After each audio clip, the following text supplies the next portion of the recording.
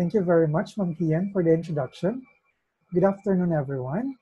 I am Jayson Salida, and I am your first presenter for today's webinar.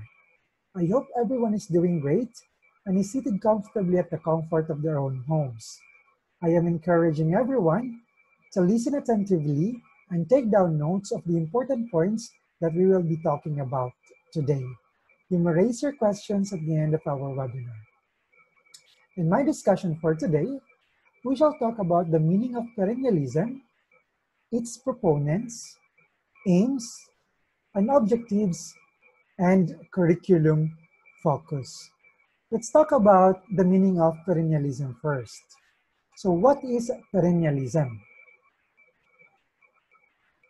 What do you get, or what ideas do you get when you hear the term perennial? Most probably, we would say everlasting, long-lasting, time-enduring, etc. And those terms are actually correct. They are synonyms of the term perennial. But when we say perennialism as a philosophy of education, what does it really talk about? Almost all references define perennialism as a teacher-centered philosophy that concerns time-enduring concepts and universal truths. This philosophy in education believes that time-tested ideas should be as important and meaningful as they were in the past. Ediger and Rao in 2003 elucidated that perennialism dwells on concepts and learning experiences that have been taught, believed, learned, and used since time immemorial. In other words, this philosophy upholds the teachings of great ideas, or classics, as they are believed to be of sources of great concepts. Great books are written publications that have been accepted by modern-day scholars as the essential foundation of literature in Western culture. The Merriam-Webster Dictionary defines great books as certain classics of literature, philosophy, history, and science that are believed to contain the basic ideas of the Western culture. Perennialists suggest that students should learn about evergreen, constant, and universal ideas. Perennialism believes that one should teach the things that are of everlasting pertinence to all people anywhere, and that the emphasis should be on principles, not facts. Since people are human, one should teach first about humans rather than machines or techniques, and about liberal rather than vocational topics. Even if we trace back history, perennialism is called a teacher-centered curriculum. Now, why is it called a teacher-centered? Perennialism is called a teacher-centered curriculum since it believes that older generations are more knowledgeable about certain concepts and they should be the source of such concepts. So teachers are believed to be more knowledgeable than students. That's why in perennialism, teachers are treated as dispenser of knowledge. Furthermore, this philosophy gives more weight on the role of the teacher rather than the students, or the role of the students. Now let's talk about the great minds behind this philosophy. These people from the history had become instrument in the formation, development, and practice of perennialism. The perennialist traces the foundation of his philosophy back to Plato and Aristotle, together with a revised understanding of their ideas as interpreted by Augustine and Thomas Aquinas. Perennialism indebts its long history to Thomas Aquinas. Perennialism was originally religious in nature. It was first developed by Thomas Aquinas in the 13th century in his work, De Maestro, or the teacher. Aquinas believes that the teacher could guide the students to the great truths. Moreover, Aquinas is an Italian Dominican friar, philosopher, Catholic priest, and doctor of the church. He developed religious perennialism, which is focused on the personal development of the student.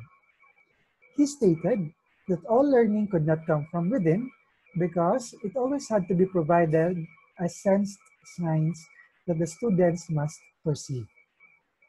Next, we have Robert Maynard Hutchins. Robert Hutchins played a great role in philosophy of education. His educational reform helped to define perennialism, for it was Hutchins, the ultimate perennialist, who said that education implies teaching. Teaching implies knowledge as truth. The truth is everywhere the same. Hence, education should be everywhere the same. So Hutchins is an American educator and university and foundation president. He criticized over specialization and sought to balance the curriculum and to maintain the Western intellectual tradition. He developed Great Books program in 1963. Next, we have Mortimer J. Adler. Although a non-Catholic, Adler has been welcomed into the perennialist camp with open arms because of his strong support of the philosophical position they espouse. Adler goes on that education of man is not complete without religious education, and that there is a whole realm of knowledge with which these ideas are not attainable through rational means. So Adler is an American philosopher, educator, editor, and advocate of adult and general education by study of great writings of the Western world.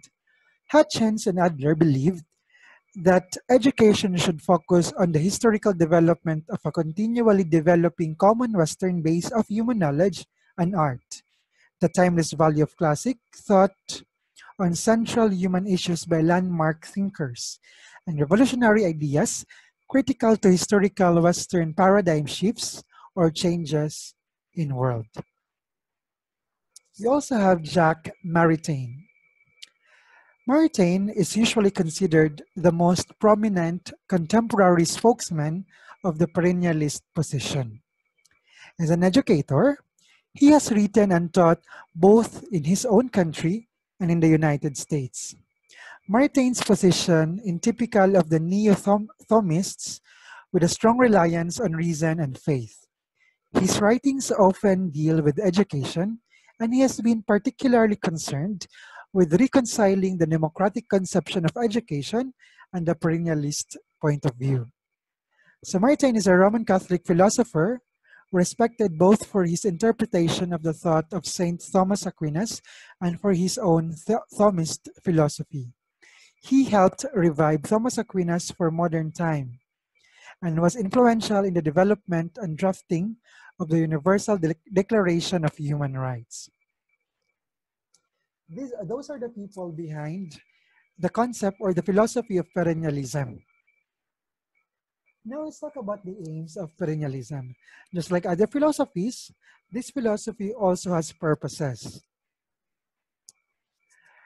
The aim of perennialism in education is to develop power of thought, internalize truths that are universal and constant, and to ensure that students acquire understanding about the great ideas of the Western civilization. This is the most conservative, traditional, and flexible philosophy. Perennialism stimulates students on how to think critically and thoughtfully, cultivating the rational mind. The perennialist curriculum is also enriched on its own ways.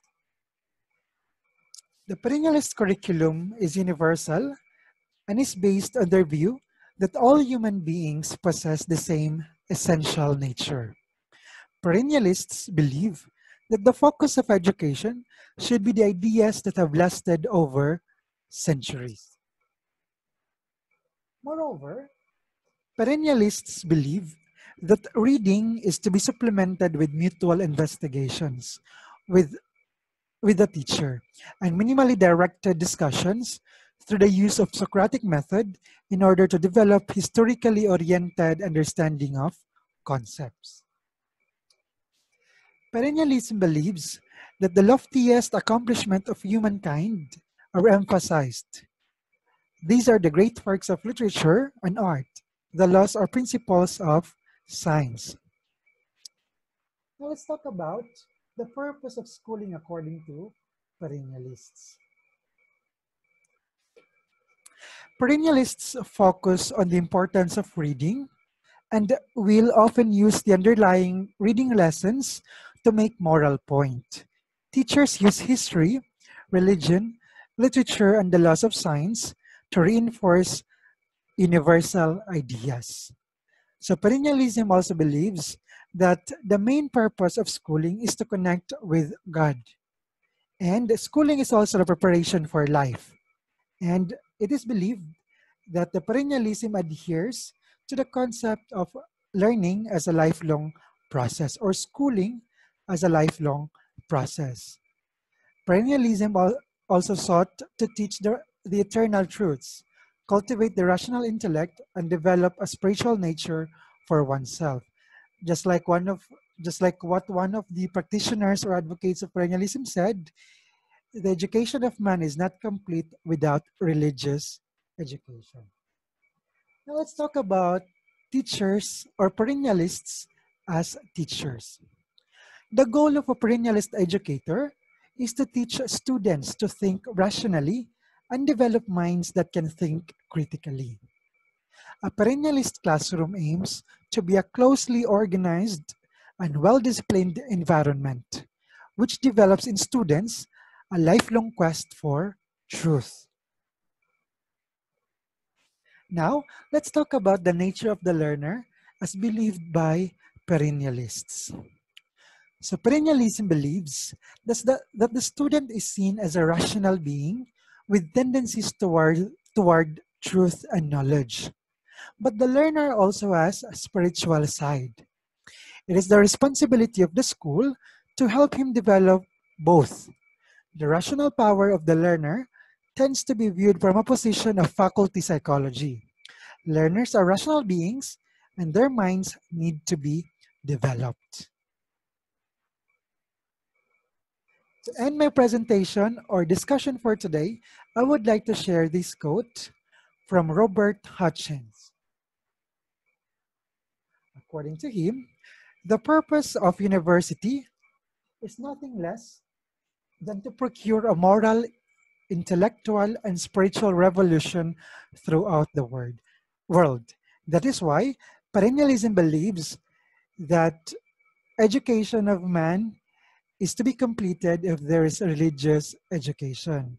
So again, a learner, as believed by this philosophy, is seen to be rational and spiritual. So thank you everyone for participating or listening in my discussion today. I hope you were able to gain some significant insights. Once again, thank you very much and have a great day.